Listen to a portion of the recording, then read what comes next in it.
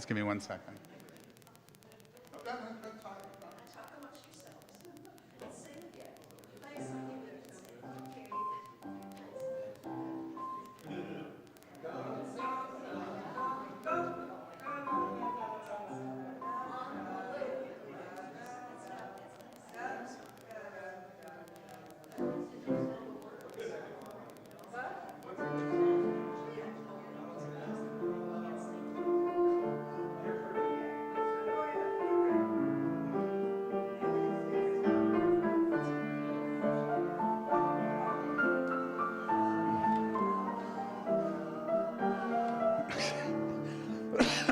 Wait. All right, we're ready to go.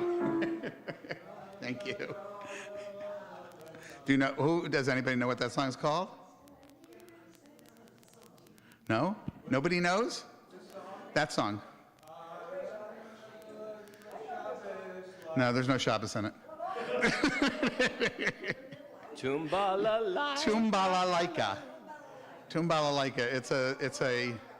It's a lullaby that your grandparents probably sung to your great-grandparents probably sung to your grandparents. Shabbat Shalom, everybody. Thank you for coming. We weren't sure anybody was coming tonight because it's one of those Shabbats in between, well, not in between, but sandwiching the holiday. And since all the important people are here, and more important people are coming in. I'm seeing them coming in through the door right now. So we are all important in the eyes of humanism. We are all important in the eyes of humanism. It's just giving you a profundity. David, are we online? We're online. Good. So this is recorded for posterity, and there you go. Shabbat Shalom for real, everybody. It's really nice to have everybody here. Our readers tonight are, we crossed out so many. Ruth Kadish, Miriam Leventhal, Harriet Meza, Fran Shore, and Lonnie Fleischer. Next week it'll be a regular service like this. I'm speaking about a related topic to tonight's topic, which is what some of us are missing in the discussion about the separation of church and state, of religion and state in this country. I think that there's pieces of this argument that we're all not picking up on their side and our own side. Some things are being maybe misunderstood and misrepresented in the argument, and it hurts both of us. And then the following week, I honestly can't remember what I'm talking about, but then there will be, during August, there'll be a little bit of different kinds of programming that we're doing in addition to services. I'm not speaking those following weeks. I know who is. Jeremy Moss will be here 1 week, and you can check the schedule for that because I don't remember which one. And then the last week, I think in July, is we have a teacher from Oxford High School, and a couple of her students are going to come to speak to us about what happened there. It's been a year and 2-3 months now. And then in August, we'll have some different things. We usually take it a little bit lighter then. But one evening, we're going to have a movie. It'll be a movie night. We'll start at 6 o'clock that night. We're going to show a brand new movie called The Settlers. The Settlers. It's about the Israeli settlement movement in the West Bank. How it started, where it came from, etc. And then, before you know it, it's going to be the high holidays, which is always a great time for rabbis. No, it is a great time for rabbis. It's just that the end date always looms over us until we finally get there. All right, let's begin, Arthur, if you would, with our first slide. Where the world is dark with illness, let us kindle the light of healing.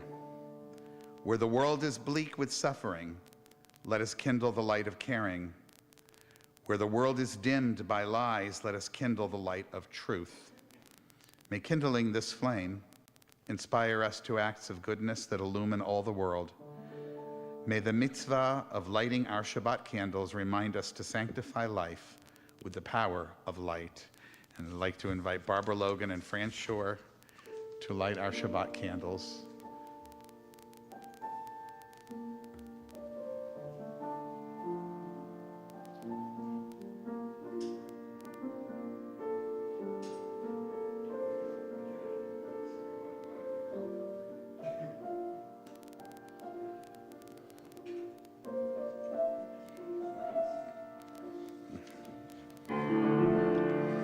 Baruch haor ba'olam.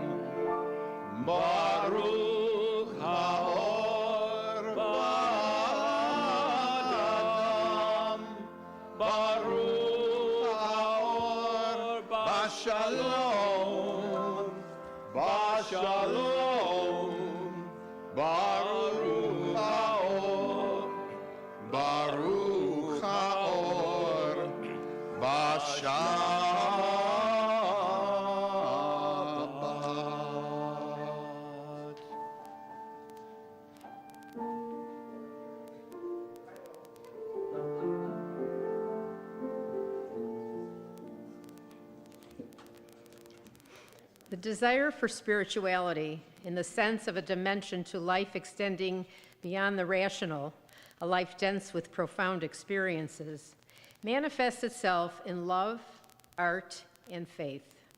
All three are mental, spiritual concepts with the power to lift a person out of routine and beyond the boundaries of the ego, beyond an exclusive concern with satisfying bodily needs and appetites.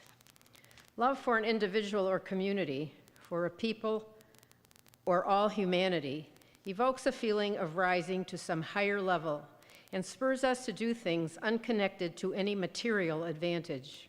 It can even lead us, at times, to act to our material disadvantage. The feeling of being part of a family or community is one of the most basic expressions of solidarity with the other and the human need for a bond that comes with no strings attached. Yaakov Malkin.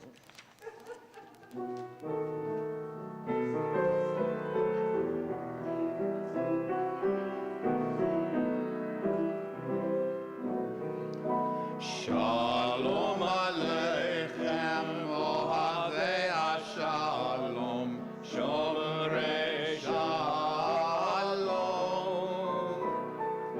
Shalom Aleichem, Rodefei HaShalom, Shalom Aleichem. Boachem L'Shalom, Ohavei HaShalom, Sechem L'Shalom. Miyom Zeh L'Yamin Habayim, Shalom Aleichem.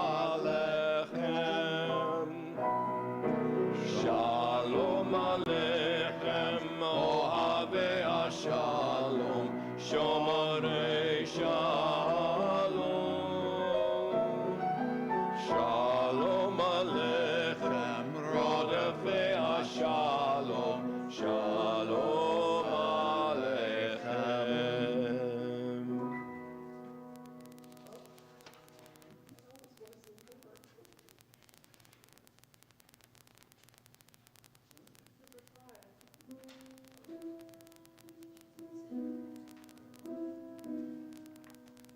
Shabbat Shalom. Albert Einstein spoke of the meaning of things. There is a feeling of awe at the scheme that is manifested in the material universe. It does not lead us to take the step of fashioning a godlike being in our own image, a personage who makes demands of us and who takes an interest in us as individuals. There is in this neither a will, nor a goal, nor a must, but only sheer being. For this reason, people of our type see in morality a purely human matter, albeit the most important in the human sphere. And thus, he observed, from the standpoint of daily life, there is one thing we do know, that we are here for the sake of each other, above all, for those upon whose smile and well-being our own happiness depends, and also for the countless unknown souls with whose fate we are connected by a bond of sympathy.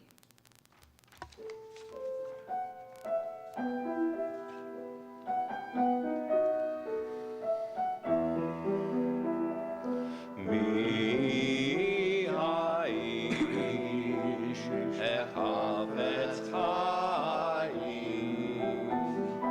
ohev yamim liroto. Mi haish ehavetz chaim,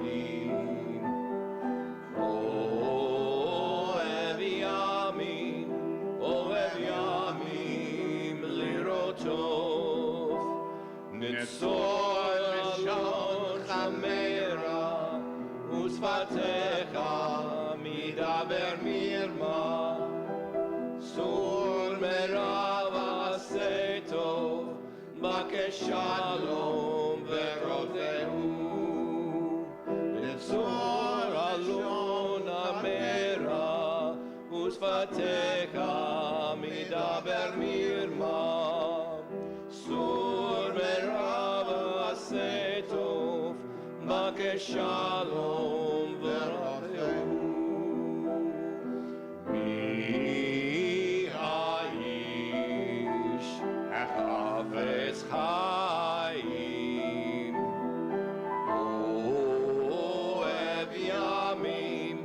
אוהב ימים לראותו.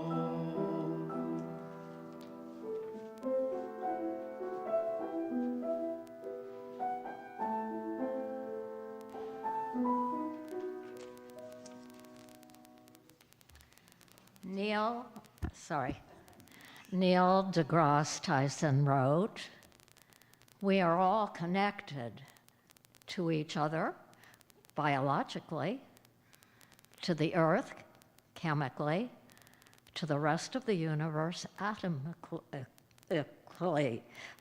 How's that? There's as many atoms in a single molecule of your DNA as there are in stars in the typical galaxy. We are, each of us, a little universe. Carl Sagan put it this way: the cosmos is within us. We are made of star stuff. We are a way for the cosmos to know itself.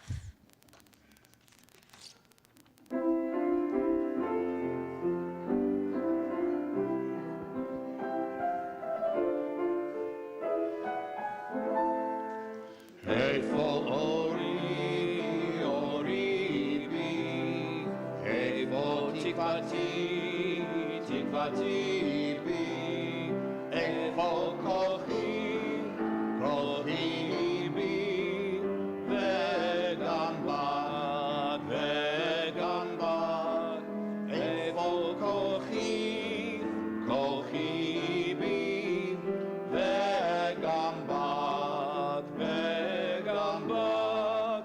Where is my light? My light is in me. Where is my hope? My hope is in me. Where is my strength? My strength is in me. And in you, and in you. Where is my strength? My strength is in me. And in you, and in you.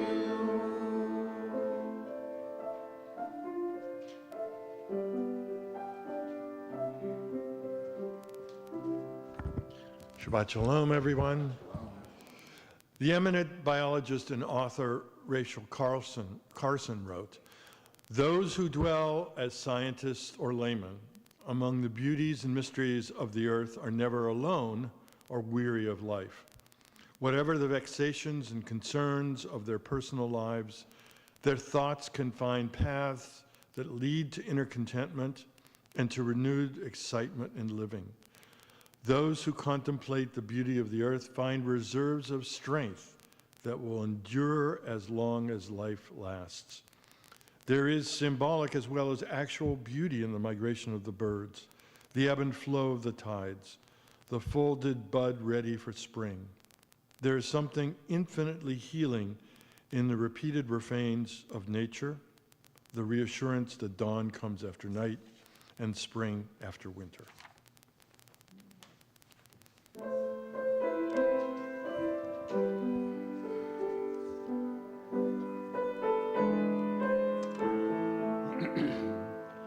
ערב שושני, נצא אל הבוסתן,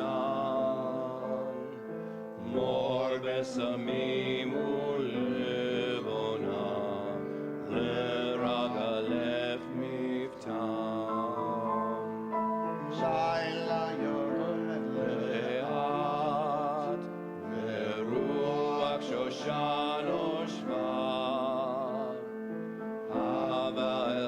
שלך שיר בלט, זמר של אהבה.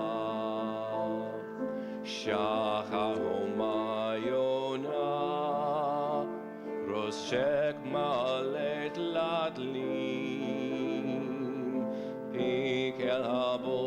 ner Shoshana ekatefenu li Laila yored le'at Beruach Shoshano shva Havel chashlach shir balad Zemer shel ahava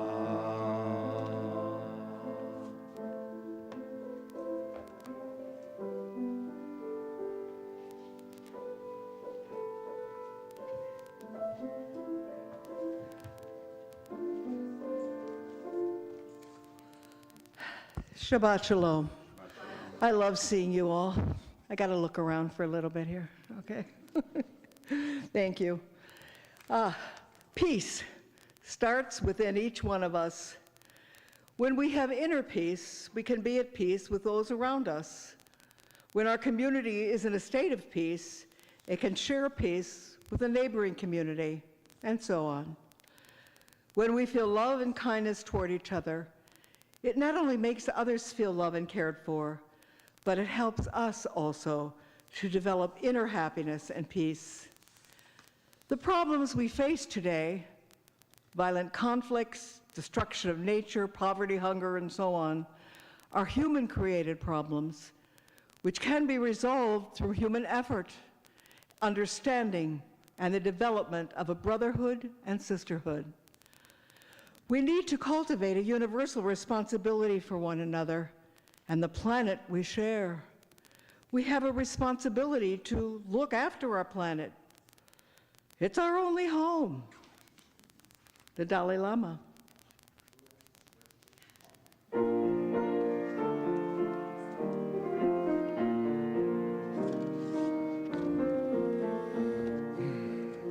Na'aseh shalom, shalom ba'olam. Na'aseh shalom aleinu ve'al kol ha'olam ve'imru shalom. Na'aseh shalom aleinu ve'al kol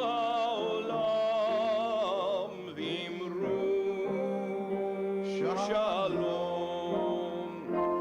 Na'aseh shalom, shalom ba'olam, Na'aseh shalom aleinu, ve'al kol ha'olam, ve'imru shalom. In this community where we find strength and common purpose, we turn our minds and hearts toward all those who need our love and support, those who are ill, those who suffer pain of the body or spirit, those who are lonely, those who have been wronged. Tonight, our well wishes are extended to these members of our community and to their loved ones, to Ruthie Goldman, Ruth Moltz, Mary Monahan, Rabbi Peter Schweitzer, and to Jim Walker. If there's someone whom you're thinking about whose name you'd like to add, please do at this time. Anybody on this side? Anybody on the other side? No? Good. Good. I'm always happy when we have health and recovery in our community. May all who suffer know that they are not alone, that we are here. May they be healed quickly. May they experience a refuah shlema, a complete recovery, the renewal of their bodies and the renewal of their spirits.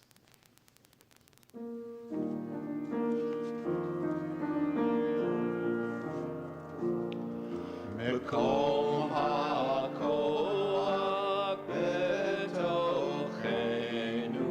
mekorot ha'cham evrotenu.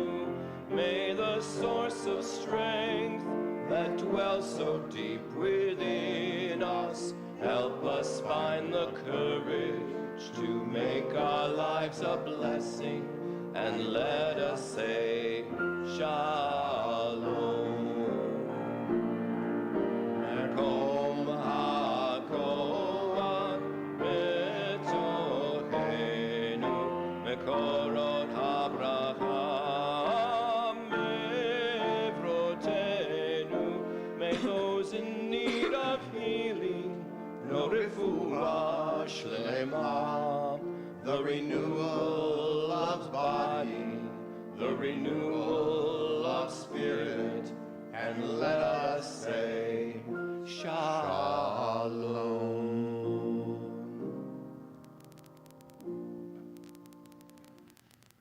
'Tis a fearful thing to love what death can touch. A fearful thing to love, to hope, to dream, to be, and oh, to lose. A thing for fools this, and a sacred thing to love. For your life has lived in me, your laugh once lifted me, your word was gift to me. To remember this brings painful joy. 'Tis a human thing, love, a sacred thing to love what death has touched. Our thoughts turn to those who are no longer with us, our own loved ones, those whom our friends and neighbors have lost, the martyrs of our people whose graves are unmarked, and those of every people and nation whose lives have been a blessing to humanity. As we remember them, we meditate on the meaning of love and loss, of life and death. We recall now our loved ones whom death has recently taken from us, those who died at this season and years past, and those whom we have taken into our hearts with our own.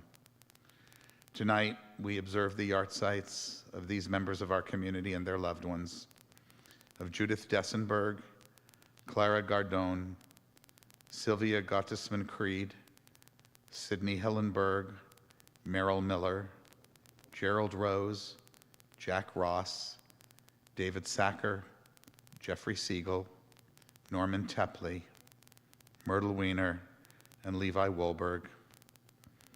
Yehi Zikram Livracha, we say, may their memories be a blessing, by which we mean that as we go through life and they are no longer with us, we hope that the memories of them will bring us a measure of comfort. If there's anyone whom you're thinking about, which I forgot to ask, please do mention their name. Andrea? Yes, my dear friend Felicia Shapiro just died. I'm sorry. Sorry to hear that. Anybody else, Suzanne? And Caroline? Did I miss anybody? Yes, Miriam. Thank you. Anybody else? If you can do so at this time comfortably, please rise as we recite together our humanistic interpretation of Kaddish. Nit gadal v'nit kadash beruach ha'adam. Let us dignify and ennoble all people in the spirit of our shared humanity. Let us acclaim the preciousness of life. Let us show gratitude for life by approaching it with reverence. Let us embrace the whole world, even as we wrestle with its parts. Let us each in our own way take up our share in serving the world and seeking truth.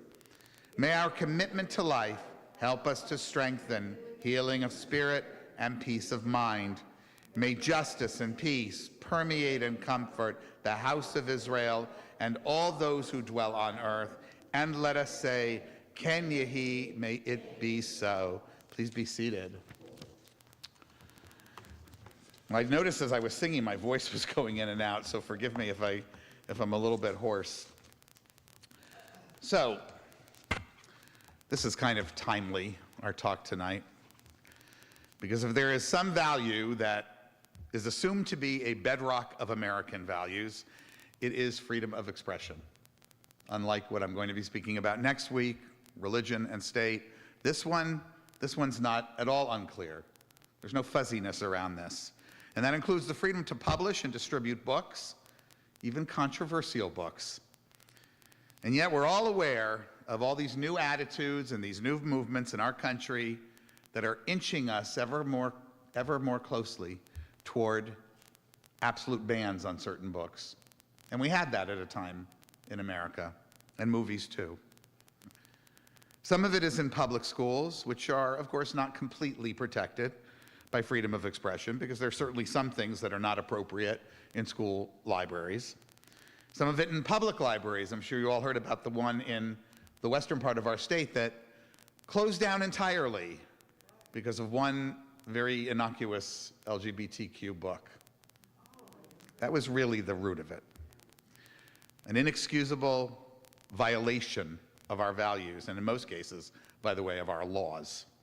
When it comes to schools, I think we would agree that there are books that are strictly intended for adult consumption, and there are some that have themes that we have widely agreed upon to be age inappropriate, to be available, but we've trusted our professionals to decide what they are, educators.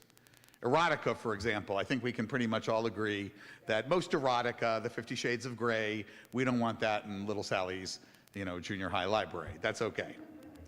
But the latest rounds of book banning are not really about these widely agreed upon inappropriate kinds of literature for children. They're aimed at all ages literature, and literature designed particularly for some young people of varying ages, middle school and up. And they're based upon all these new efforts that we keep hearing about by groups like the unbelievably poorly named Moms for Liberty in states like Florida. By the way, Moms for Liberty, you might not have heard this little tidbit, in their latest newsletter featured a quote by Adolf Hitler at the very top. Now, I think that they were trying to get across a point that the other side was doing it, but it was so pretty, the way it was written and decorated, that one could not help but to think that maybe they had a certain kind of admiration for his teachings.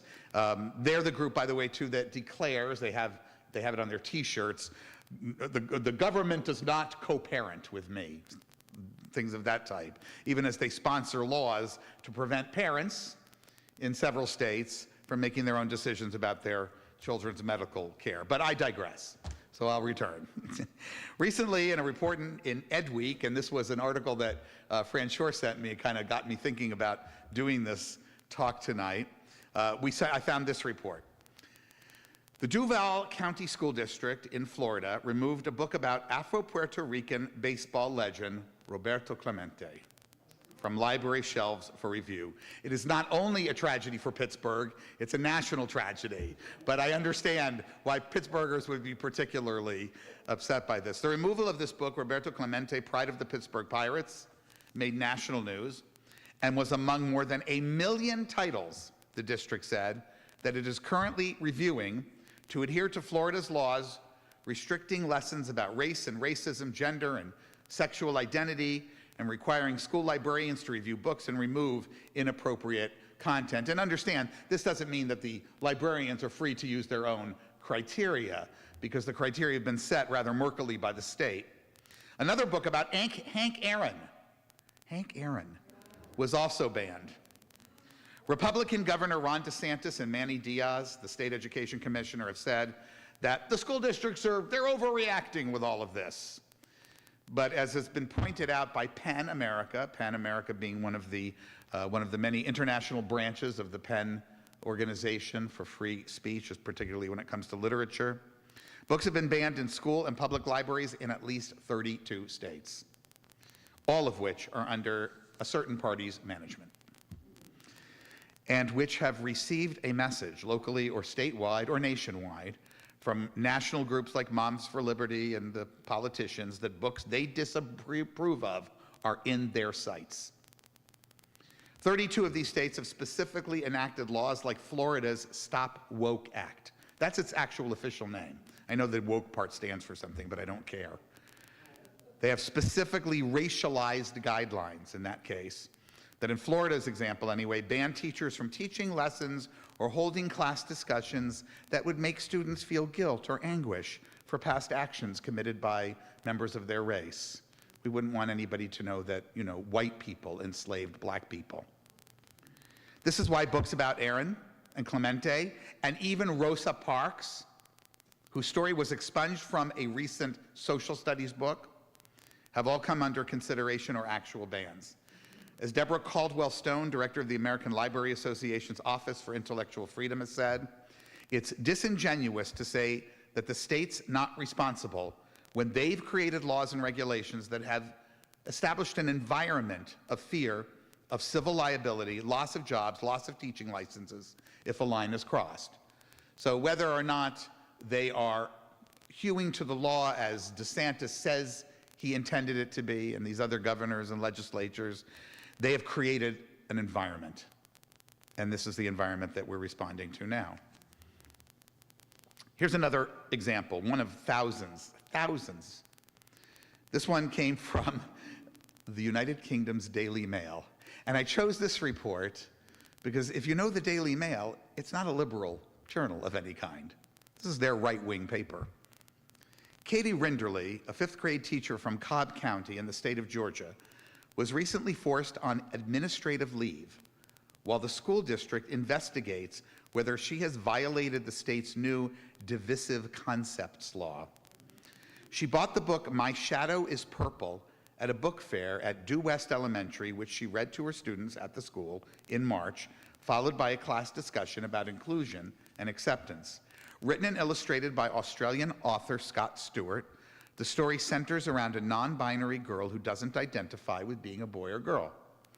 Ms. Rinderly could become the first teacher to be fired under a trio of Georgia's censorship laws, including the recently enforced Protect Students' Rights Act. You love the newspeak in this, the Orwellian language. When you say it out loud, it really hits home. Commonly known as this divisive concepts law. Ms. Stewart has waded into the controversy to launch a scathing attack on school systems in the U.S. and insists that there's nothing sexual or pornographic in his book, Mr. Stewart, banned in several American states. The book was nominated for a 2023 Australian Book Industry Award. The book is basically, and I looked at it, about children liking different kinds of toys. Toys. The book is about toys, people. After criticism grew, DeSantis Diaz and a group from Moms for Liberty held a press conference emphasizing that the only books that should be banned in Florida will be the ones containing pornography, referring to books about LGBTQ topics and sex education books, books containing banned concepts like critical race theory, CRT, because they promote, as they call it, indoctrination. We see how well it's done with these so far. I talked in my commentary a week ago in the newsletter about Amanda Grimes' The Hill We Climb, which I added to my reading list, my listening list for 4th of July this year, in addition to the Declaration of Independence. Well, of course, they have managed through all of this to sow confusion, to create a feeling of being threatened by educators and librarians throughout this state. As one leader of the Florida Freedom to Read Project said, and this is a grassroots parents group opposing book bans, because the laws are vague, everybody's confused and everyone's scared. Everyone's hearing that there's a threat of a third-degree felony, true. You could lose your teaching license, true. And nobody wants to be that person. At that press conference, DeSantis played excerpts completely out of context from books designed for teens about sex education and related concepts. It was completely disingenuous and misleading presentation. The president of Florida's Association of Media and Education, Kathleen Daniels, it's the state's professional organization, I guess, for school libraries, said, "It's just this excerpt and that excerpt with no connotation. But then they make the conversation die by saying, this is sinful, this is pornography." Arthur, can you show the next slide? Now, of course, you knew from the title of tonight's talk where this was going, right? Because the title of tonight's talk is about a certain book. Now, before I get into it, the article that Fran sent me highlighted what happened in this Utah school district when administrators removed the Bible after a committee reviewed it in response to a parent's complaint. Now, we all understand that the parent complaining was making a point. The district has removed other titles, though, following their own Utah 2022 state law that required districts to include parents in decisions over what constitutes, quote, sensitive material. The Republican lawmakers and groups like Moms for Liberty showed up at the state capitol. This is a picture of it. Children toting their Bibles, leaders declaring, "We love the Bible, we love God, we need God in our nation." Obviously, as I said, it was a challenge itself to the mere concept of this law by someone who had actually read it and noted that, as one wag who was making fun really of this whole movement said, it features instances that we have been told are prohibited. Arthur, the next slide.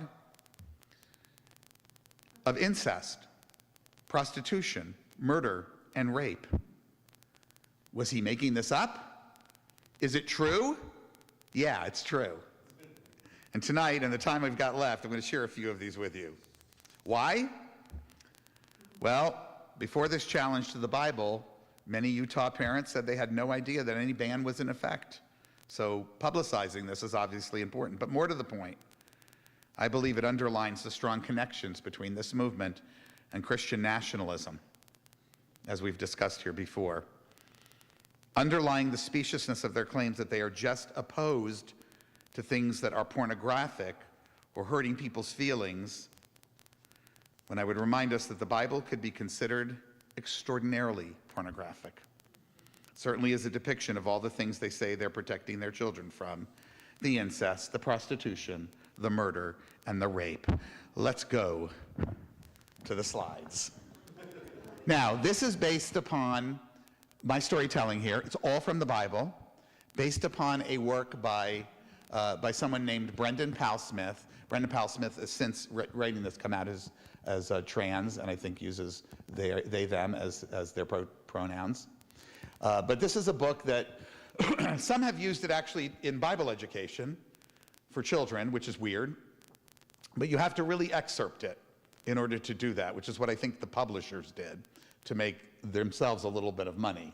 But we're going to look at some of the, let's say, more explicit things. Now, why am I using the Brick Bible to do this? Because to illustrate this would actually be pornography.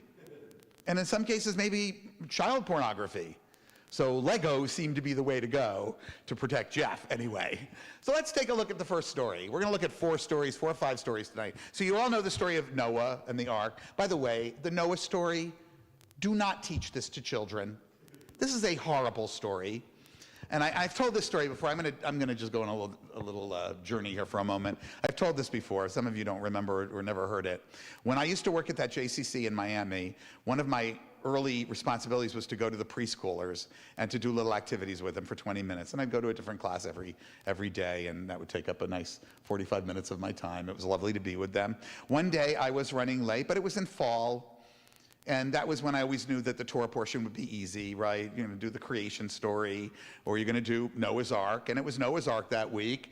And I stopped off in the little media library there, and there was a stack of books like this of Noah's Ark, and I just grabbed one. And you know, we made our little ark and all the little animals and the little rainbow, because there's 1,000 toys made about Noah's Ark. And then I read the storybook, and this happened to be published by a group called Feldheim Publishers. Feldheim Publishers is a pretty Haredi, a pretty ultra-Orthodox publishing company, and they didn't hold anything back. It was all cute and rhymey, and I'm reading the rhymes about Noah and this and that. And then, as the ark is setting afloat, the pictures began to become more disturbing outside of the portholes. Cartoons were in fear of their life as they were drowning. Fish were eating them, little droplets of blood in certain places. You know, and then it all went well again, the ravens and the doves and all of that. And I thought to myself as I was reading this and looking at these pictures, you're always reading sideways when you're doing it with kids, right? This is the most horrifying story about genocide from this deity that you could ever pick for a child. And I resolved at that time that I would never, ever teach this to children again, and I never have. Not until they're 9, 10, 11 years old and can understand why that story is in there. But these were 5-year-olds and 4-year-olds. Anyway, the story that happened after Noah is really fun, and I bet you don't know this one. Next slide, please. The sons of Noah who went out from the ark were Shem, Ham, and Japheth. From those 3, the whole earth was populated. Next. Ham was the father of Canaan. Next. Noah was a farmer and began to plant a vineyard. You can just go advance them, Arthur. He drank from the wine and got drunk. And he uncovered himself in his tent. Ham saw his father's nakedness. And go back. And he told his brothers outside, "Father is naked in his tent." Shem and Yafet took the garment, walked backwards with their faces turned, and covered the nakedness of their father. They did not see their father's nakedness. Noah woke from his wine and knew what his youngest son had done to him. I bet he did. "Cursed is Canaan, a servile slave he will be to his brothers. Blessed be Yahweh, God of Shem, and Canaan will be Shem's slave. God will enlarge Yafet, and he will dwell in the tents of Shem, and let Canaan be Yafet's slave." Noah lived 350 years after the flood. Noah lived a total of 950 years. And then he died.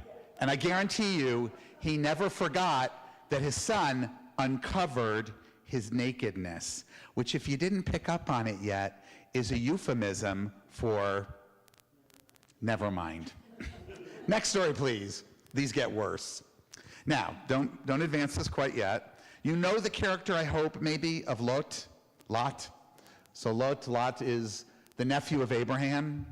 He lives in the Sodom and Gomorrah neighborhood.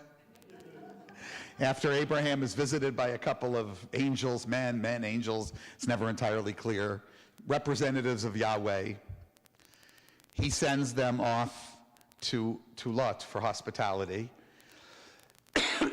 And there we have a whole kerfuffle about the people in the marketplace demanding that these two gentlemen be brought out for them to do what Ham did to his dad. And Lot, being a good host, says, no, please do not take my gentlemen friends here. Rape my daughters instead. But it doesn't happen. The rape of the daughters doesn't happen because the two places are destroyed. And unfortunately, mom turns into a pillar of salt. And where we pick up with our tale is Lot's daughters, who believe now, surrounded by destruction, as any of us would, that they and their father are the last three people on earth. Whatever will they do? Go ahead, turn the page. Lot settled in the mountains and lived in a cave with his two daughters. One day the older daughter said to the younger daughter, "Our father is old and there is no man anywhere to have sex with us in the normal way of the world. So let's make our father drunk with wine, and we will have sex with him so that we may preserve our family line." That night they got their father drunk on wine, and the older daughter had sex with him. In the morning, the older daughter said to the younger daughter, "I had sex with my dad last night, so let's get him drunk with wine again tonight, then you can have sex with him so we can preserve our family line."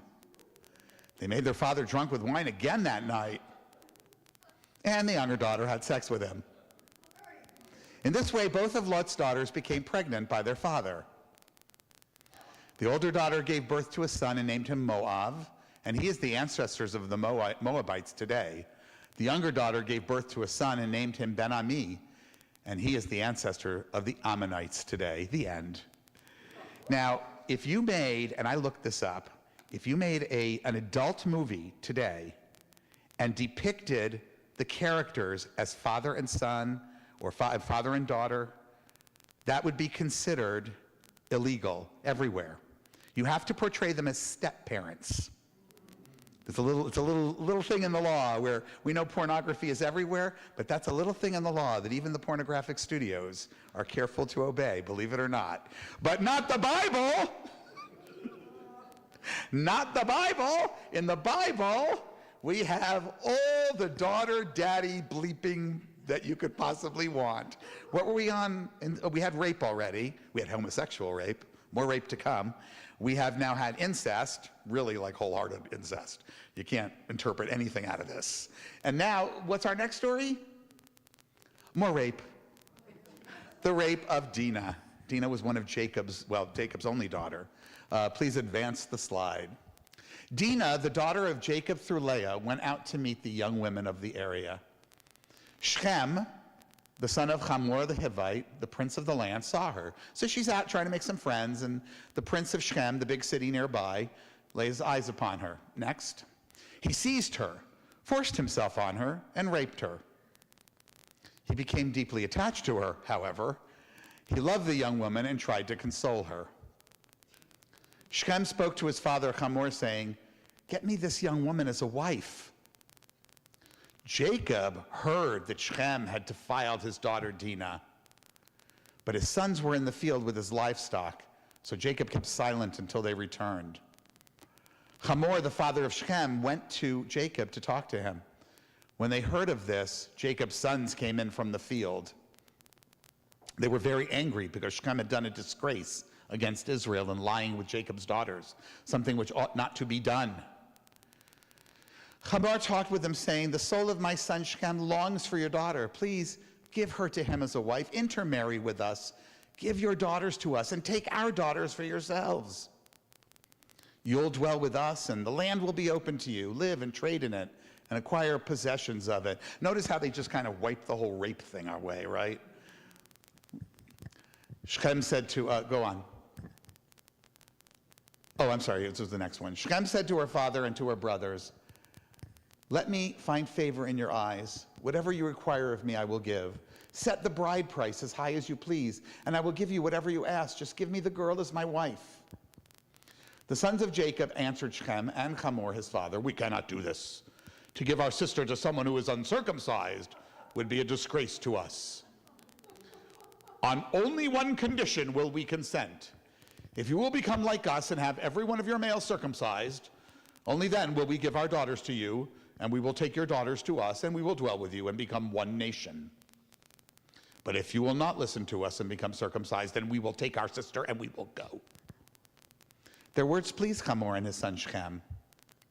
The young man did not hesitate to do this because he took delight in Jacob's daughter, and he was the most honored in his father's house. You know, that's, I mean, obviously he was into her, right? Rape notwithstanding. You know, you can't always meet on a date. Sometimes you meet on a rape. In the Bible, it's the Bible, people, the Holy Bible. Hamor and his son Shechem came to the city gate and spoke with the citizens of their city, saying, these men, meaning Jacob's sons, let them live in the land and trade in it, for the land is large enough for them. We will take their daughters as wives and give our daughters to them. We'll be one. We'll sing songs. Only on this condition will the men consent to live with us and become one nation. If every male among us becomes circumcised like they are, let us give our consent to them so they will dwell with us. Now, I don't know why they did this, but they did. All the male citizens agreed with Hamor and his son Shechem. He must have been some great king. And every male was circumcised. 3 days later, while the men were still in pain, it takes more than 3 days to recover. 2 of Jacob's sons, Shimon and Levi, each took his sword and came into the unsuspecting city and slaughtered all the males. They killed Hamor, the king, and his son Shechem, and took Dinah out of Shechem's house and went away. Jacob's other sons came upon the slain, and they plundered the city, taking their flocks, their herds, their donkeys, all that was in the city and in the fields, and all their wealth. They took all their wives and children captive, and they took as plunder everything in their houses. Jacob said to Shimon and Levi, you've ruined me, making me odious to the inhabitants of the land, to the Canaanites, the Perizzites. We are few in number. They're going to band together against us and attack. I'm going to be destroyed, I and my household, meaning you all. Shimon and Levi replied, should we have allowed him to treat our sister like a whore? The end. So you have rape, but you know, romantic rape. You have murderous revenge against people who are, you know, trying to just please their king by getting themselves circumcised. So no incest, though, in this one, so far as I can tell, but rape and murder, so we're good. All the ingredients that we've been told by the state of Florida must never be allowed in our public schools. And the Moms for Liberty, who love their Bible so much and deplore things like this. Judah and Tamar. Next one. A long time passed, and Shua's daughter, the wife of Judah, died. So this is just, we're picking it up in the middle, but what happened before isn't important. After Judah had been comforted, he went up to Timnah for the shearing of the sheep, he and his friend Hira the Adulamite. Tamar was told, look, your father-in-law is going up to Timnah for the shearing of his sheep. She doesn't live there anymore because her husband Judah died. She changed out of her widow's clothes, wrapped a veil around her to disguise herself, sat down at the entrance to Enaim, which is on the way to Timnah, for she saw that although Shelach was grown up, he had not been given to him as a wife. So a little backstory, a little exposition. She was supposed to get the younger brother, and they didn't give her the younger brother. And she's all alone now. She's got no money, she's got nothing, and it's just terrible. So this is why she's going out there. She's got a plan. Here's the plan. Judah, seeing her, took her for a prostitute. Her face was veiled. Going up to her on the road, he said, "Here, let me sleep with you." Prostitution, it was on the list. "What will you give me for sleeping with you?" she asked, prostitute what like. "I'll send you a kid from the flock, from my flock," he said. "Agreed. If you also give me a pledge," a little bit of, what do they call that, until you send it. She replied. "What pledge shall I give you?" he asked. "Your seal and cord and the staff you are holding," she replied. The seal and the cord was the only way you could really make agreements or buy anything. You needed that seal, the wax seal, and you wore it around your neck as a cord. Everybody in the ancient Near East had one. So she's taken the most important thing he's got. He gave them to her and slept with her, and she conceived by him. So she had a baby through her father-in-law. Not quite incestuous, at least according to the pornography laws that we just recently learned. Then she got up and left him. Taking off her veil, she resumed wearing her widow's clothes. Judah sent the kid, the goat, by his friend the Adulamite to recover the pledge from the woman, but he couldn't find her. So he asked around, "Where's that prostitute who was by the roadside at Enaim?" "There's been no prostitute here," they said. About 3 months later, Judah was told, "Your daughter-in-law has been playing the harlot. She's pregnant as a result of her misconduct." "Bring her out," ordered Judah, "and let her be burnt alive." It was fine for him to hire a prostitute, just not her. But he doesn't know that yet. As she was being let off, she sent word to her father-in-law. "It was the owner of these who made me pregnant," she said. "Please verify whose seal and cord and staff these are." Judah recognized them and said, "She was right and I was wrong, since I didn't give her to my son Shelach." He had no further, go back. He had no further intercourse with her. So here we have prostitution, the prostitution of your daughter-in-law, because you cheated her out of your son who you're supposed to give her, because your other son died. The end. Okay, and then finally, my favorite story in the entire Bible, the story of the Midianites. Actually, there's two. One more we're going to do after this one. The story of the Midianites and the battle in the wanderings through the Sinai with the Midianites. Okay, next slide. Yahweh said to Moses, "Take vengeance on the Midianites. Treat the Midianites as enemies and kill them. After that, you will be gathered to your people." So Moses sent 12,000 men armed for battle, with Pinchas, the priest, carrying the trumpets for the battle cry.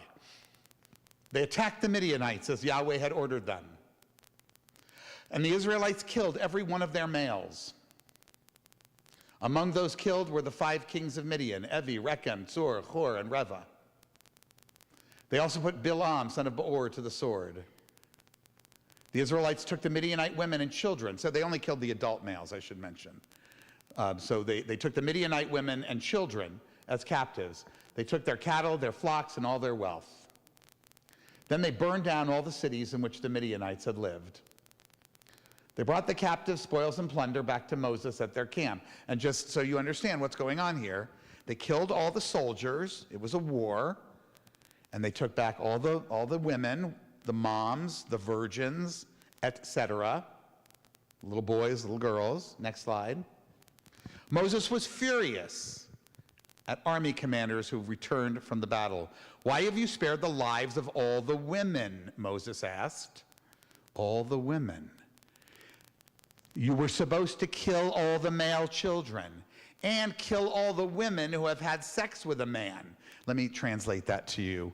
You were supposed to kill the mommies. You forgot to kill the mommies. but spare the lives only of the young girls who've never had sex with a man, and keep them for yourselves. You were supposed to keep the little virgin girls, because they were only girls, women were not virgins in those days, so that you could rape them and keep them as your raped concubines. And yet you let the mommies come back, and maybe I'm not going to let you have the rapey girls anymore. We'll see. These women had never had sex with a man. The number was 32,000. Half were assigned to those who had fought in the war. Yahweh's portion was 32. Moses gave Eleazar the priest the portion set aside for Yahweh, as Yahweh had ordered Moses. And they left this line out, or I left this line out. All of the mommies were killed. All of the little boys were killed. All that was left were the virgin girls. So, did we mention murder in the list? I think we had murder. Rape, prostitution, murder, incest. Next slide, please. Yes, but that wasn't on the list, because that would make white people feel bad. You can't put that on the list. This is our last story. This is this week's Torah portion. Next slide. While the Israelites were staying at Shittim, the men began having sex with the Moabite women. These women invited the Israelites to the sacrifices of their gods, and the people ate and bowed down before their gods. They invited them to an orgy party. With the Israelites thus committed to Baal of Peor, that was the name of the god, Yahweh's anger was aroused against them. He's a jealous God. Says it right there in the Ten Commandments. He said to Moses, "Take all the leaders of the Israelites and impale them, facing the sun, so that by this Yahweh's anger will be diverted from the Israelites." Moses said to the judges of Israel, "Each of you will put to death those of his people who committed themselves to the Baal of Peor," meaning to this party they had. One of the Israelites came along, bringing a Midianite woman into his family, under the very eyes of Moses and the whole community of Israelites, while they were weeping. Aaron's grandson, Pinchas the priest, on seeing this, seized a spear and followed the Israelite into his tent. He thrust his spear through the Israelite man and into the woman's stomach. Is that graphic enough for you? Were you able to see the graphicness of that? That's a sex kebab. The Bible invented that. Thus the plague which had been striking the Israelites had stopped. The plague had killed 24,000 Israelites, most of whom didn't go to the party, by the way. Yahweh then spoke and said, "Pinchas the priest has deflected my wrath from the Israelites. Because of him I did not destroy the Israelites completely." The Israelite who had been killed, the one who was killed with the Midianite woman, was called Zimri, son of Salu. The Midianite woman who was killed was called Cosbi, daughter of the Midianite prince Tsur. The end. I think I forgot to put a blank slide there, but we can leave that up for a minute. So I made this a little bit humorous, and you know I do love the Bible stories. I do love them. I'll give 1 second, yeah. But they're intended to be read as part of a compendium of literature that is very widely varied, that has messages that the audience would have understood that were different, that are violent in the ways that many of the movies and shows that we watch are violent because we're grown-ups and we have the right to do that. And nobody would want their children to read this. But the point, of course, is clear. To hold up the Holy Bible and say, the Bible should be here, not Harold and the Magic Purple Crayon, or whatever the book was called, is the height of hypocrisy. Question, Ruth. What about the Christian Bible? Does it have a lot of that? No, the New Testament does not, but the New Testament is not separable from the Jewish scriptures. They don't carry around generally two different Bibles. They have one Bible. And they know that this Bible contains all of that. Or maybe they don't. You know, one of the things that was kind of interesting about the olden days is that the Catholics didn't want you reading the damn thing. That's why there was so much controversy, and translators of the book into German, and particularly into English, were burned at the stake. And even Jews who did read the Bible always read it through the interpretation of rabbis who would explain things away. And I have to tell you, some of the Jewish education was just as bad. But they would find ways to sort of skirt through it. I know this because, as you know, my girls went to Orthodox day school. And I had so much re-education to do for them to understand, particularly my younger one, who spent more time with me on this, for them to understand what this literature really is. This literature is marvelous literature, but it is adult literature. But I didn't come here specifically to talk about the Bible and the Torah tonight because, as you know, I've given class after class after class, and we do Parshat HaShavua, and you guys are welcome to join us. We're going to be talking about that Pinchas story tomorrow and where it came from and why. The story about Lot and his 2 daughters actually has a very, I wouldn't call it a rational explanation, but a kind of interesting explanation. Those were 2 of the biggest enemies of the Israelites. If you wanted to say that your enemies were, what should we say, the products of incestuous bastardy, there's no better way to do it than to throw into that story. And they knew what they were doing, and they were writing this as part of a long, long, long tradition that began with oral repetition and evolved into written stories that were amended and re-amended. Some of them have confusion, some of them have been blended together. My purpose tonight was not to re-educate you all on that, and it's always a good time to invite you to learn it the right way and not the pious way, because it's marvelous literature and I love it.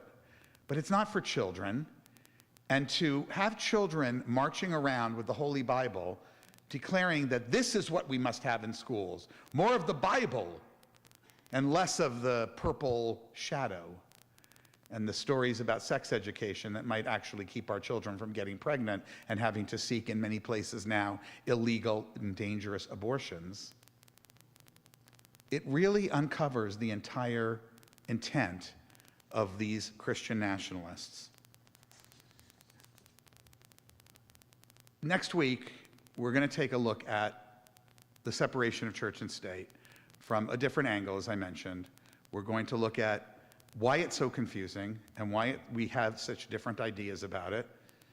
And it boils down, if you want to read up in advance a little bit, to the 2 clauses, the free exercise clause and the establishment clause, neither of which are fully understood by either side. So thank you for letting me share this with you. Next time I'll serve popcorn because I think it's really fun. But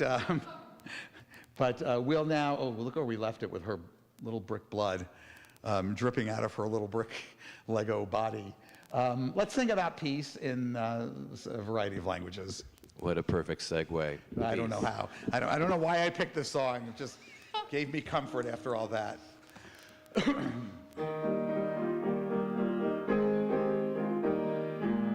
Odivo shalom aleinu, Odivo shalom aleinu, Odivo shalom aleinu ve'akulam. Odivo shalom aleinu, Odivo shalom aleinu, Odivo shalom aleinu ve'akulam. Salam aleinu ve'akol ha'olam. Salam, salam aleinu ve'akol ha'olam. Salam, salam. Odivo shalom aleinu, Odivo shalom aleinu, Odivo shalom aleinu ve'akulam. Odivo shalom aleinu, Odivo shalom aleinu, Odivo shalom aleinu ve'akulam. Salam aleinu ve'akol ha'olam. Salam, salam, salam aleinu ve'akol ha'olam. Salam, salam. Odivo shalom aleinu, Odivo shalom aleinu, Odivo shalom aleinu ve'akulam. Odivo shalom aleinu, Odivo shalom aleinu, Odivo shalom aleinu ve'akulam. Thank you, Joseph, for the beautiful music, to David for the streaming, to Arthur for the slides. Join us for our Oneg Shabbat. Shabbat Shalom, everybody.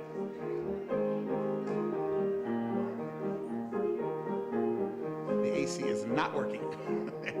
The AC is not working.